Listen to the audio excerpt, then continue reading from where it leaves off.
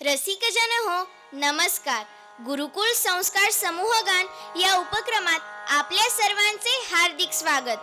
देशभक्ती, सामाजिक जाणीव आणि पर्यावरण विषयक जाणीव निर्माण करणे या उद्देशाने श्री ऐलक पन्नालाल दिगंबर जैन पाठशाळा संचालित आपल्या श्री दिगंबर जैन गुरुकुल प्रशाला व कनिष्ठ महाविद्यालय सोलापूर तर्फे गुरुकुल संस्कार समूहगान या उपक्रमातील चौथे गीत आम्ही सादर करीत आहोत. सज्जन हो, प्रारंभी गुरुकुल प्रणालीचे प्रणेते गुरुदेव परमपूज्य आचार्य 108 श्री समंतभद्र महाराज यांना त्रिवार नमोस्तु. वालचंद शिक्षण समूहाचे भूतपूर्व सचिव स्वर्गीय भाऊसाहेब गांधी यांच्या स्मृतिचरणी विनम्र अभिवादन.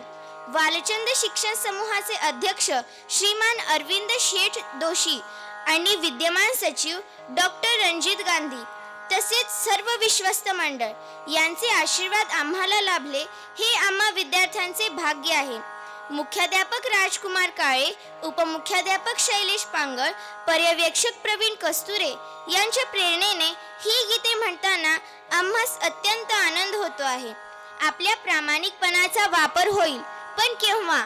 जेव्हा दुसऱ्याला प्रामाणिक बनवण्या इतका आपला प्रामाणिकपणा बलवान असेल तेव्हा.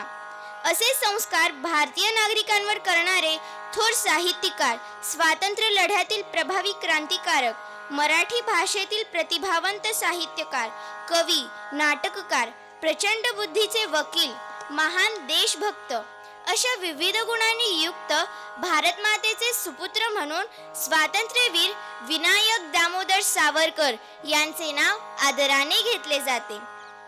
भारताला स्वातंत्र्य मिळवून देण्यामध्ये ज्या थोर क्रांतिकारकांनी आपले संपूर्ण जीवन देशासाठी वाहिले त्यापैकी अग्रमानांकित नाव स्वातंत्र्यवीर सावरकर. स्वातंत्र्याच्या लढ्यात ब्रिटिशांविरुद्ध कारवाया केल्याचा आरोप ठेवून सावरकरांना कैद करण्यात आले.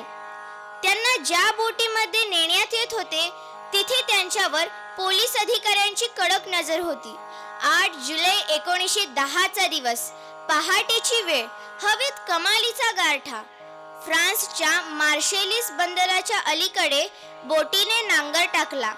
ब्रिटिशांच्या तावडीतून सुटण्यासाठी सावरकरांनी शौचालयाच्या झरोक्यातून थेट समुद्रात उडी मारली आणि कडाक्याच्या थंडीत जवळजवळ 5-6 किलोमीटर पोहत ते किनाऱ्यावर पोहोचले.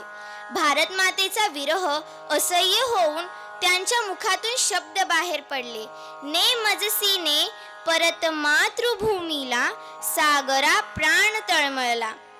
आपल्या भारत मातेच्या भेटीसाठी व्याकुळ झालेल्या देशभक्तीने सावरकरांनी लिहिलेले हे काव्य आणि त्या अत्यंत धाडसाने समुद्रात घेतलेल्या उडीचा भारतीय स्वातंत्र्य लढ्याच्या इतिहासामध्ये सदैव गौरवाने उल्लेख केला जातो.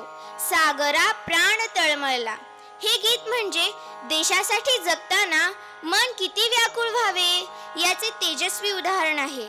या गीताचे मूळ संगीतकार हृदयनाथ मंगेशकर आहेत. संकल्पना व संगीत संयोजन दीपक कलढोणे यांचे आहे, तर संगीत साथ प्रसाद कुलकर्णी यांनी केली आहे. तर हे गीत गायले आहे श्री दिगंबर जैन गुरुकुल प्रशालेच्या 5वी ते 9वी च्या 1100 विद्यार्थ्यांनी. सादर करीत आहोत ने मजसी ने परत मातृभूमीला, सागरा प्राण तळमळला.